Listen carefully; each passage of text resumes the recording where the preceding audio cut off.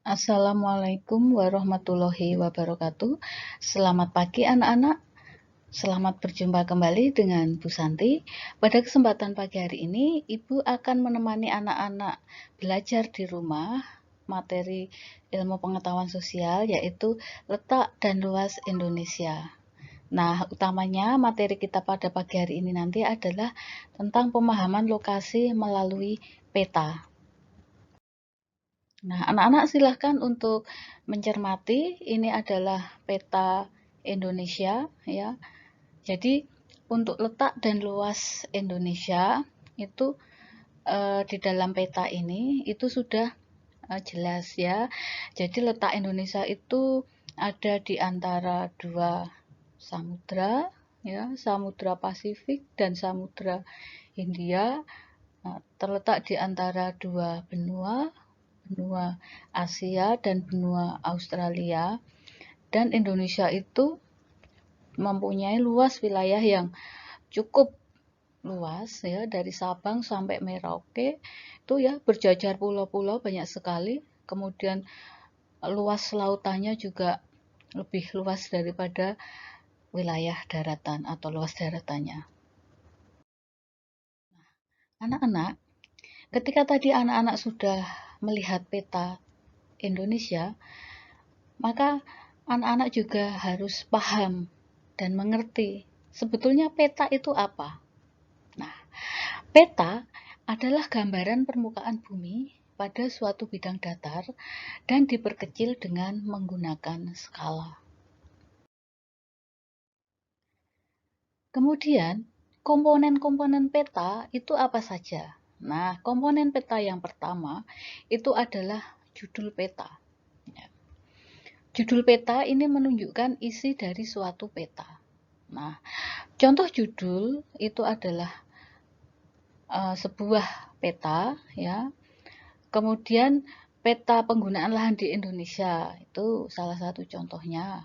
Maka isi dari peta tersebut adalah sebaran penggunaan lahan yang ada di Indonesia berupa pemukiman, hutan, perkebunan, dan lain-lain. Komponen peta yang kedua adalah skala peta. Nah, skala peta ini menunjukkan perbandingan antara jarak di peta dengan jarak sesungguhnya di lapangan. Contoh skala sebuah peta adalah 1:1000. Berarti objek yang jaraknya 1 cm di peta berbanding dengan 1000 cm atau 1 km di lapangan. Skala peta dapat dibedakan menjadi angka dan skala garis atau grafis. Skala angka. Nah, skala angka ini berwujud perbandingan angka. Misalnya, ya, 1:10.000. Jika tidak disebutkan satuannya di belakang angka tersebut, berarti satuan yang digunakan adalah cm. Sehingga skala angka tersebut dibaca 1 cm di peta sama dengan 10.000 cm di lapangan. Selanjutnya, skala garis atau grafis. Skala yang berbentuk garis dengan ukuran tertentu biasanya ada dalam kolom legenda. Jika contoh skala grafis tersebut dibuat skala angkanya, maka skalanya adalah 1:500.000 karena 1 cm di peta berbanding 5 km di lapangan. Satuan dalam kilometer diubah menjadi cm, sehingga 5 km jika diubah ke dalam cm menjadi 500 cm. Karena itu, skala menjadi 1:500.000. Ya, ini contoh gambarnya skala seperti ini. Selanjutnya, komponen peta yang ketiga atau C adalah orientasi utara. Sebuah peta harus memiliki orientasi arah utara agar pengguna peta dapat mengetahui arah letak suatu lokasi. Bentuk orientasi ditunjukkan oleh simbol berbentuk panah dengan bentuk yang bervariasi. Penempatannya pada kolom legenda atau pada bagian yang kosong di muka bumi. Nah, ini contoh orientasi utara atau penunjuk arah utara. Nah, komponen peta yang berikutnya adalah simbol peta. Tanda khusus pada peta yang mewakili objek yang dipetakan. Tujuan simbol peta adalah untuk memudahkan pengguna peta dalam membaca dan memahami isi peta.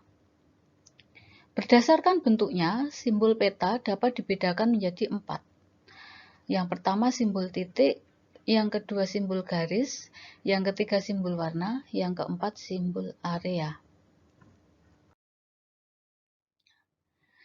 Sekarang kita akan mempelajari tentang simbol titik. Nah, simbol titik yang pertama ya, kalau ada persegi 4 dengan warna merah, itu tandanya atau artinya itu adalah ibu kota negara. Kemudian lingkaran, di dalamnya ada lingkaran warna merah, itu adalah ibu kota provinsi. Kemudian lingkaran yang di dalamnya ada lingkaran kecil warna hitam, itu adalah ibu kota kabupaten atau kota. Kemudian lingkaran kecil ya, itu adalah kecamatan atau kota lain. Kemudian ini adalah ya gambar simbol pelabuhan. Nah, ini bawahnya adalah gambar simbol bandar udara. Kemudian kalau segitiga diarsir hitam itu simbol gunung api tidak aktif atau mati. Kalau segitiga warna merah itu adalah simbol dari gunung berapi. Untuk selanjutnya itu simbol garis. Dapat digambar dalam beragam bentuk dan ukuran ketebalan. Ketebalan garis dapat diatur sesuai dengan kaidah perpetaan. Simbol jalan biasanya berupa garis kontinu tanpa putus-putus dengan ketebalan sesuai dengan kelas jalannya. Ya, jadi ini adalah simbol sungai, ya, jalan raya. Kemudian ini jalan desa. Yang ini batas negara, yang ini batas provinsi, dan yang ini batas daerah. Sekarang simbol warna anak-anak. Simbol warna ini digunakan pada peta dengan aturan tertentu. Karena ada aturan perpetaan, maka tidak sembarang warna dapat digunakan untuk objek-objek tertentu. Warna perairan, ya, sungai, danau, laut itu diberi warna biru. Jalan diberi warna merah, dan lain-lain. Warna ketinggian dan kedalaman disesuaikan dengan objeknya yang menunjukkan adanya perubahan secara teratur dan seterusnya. Misalnya, kedalaman laut diberi warna biru dengan tingkat perubahan yang teratur dari biru terang ke biru gelap. Nah, sekarang komponen peta.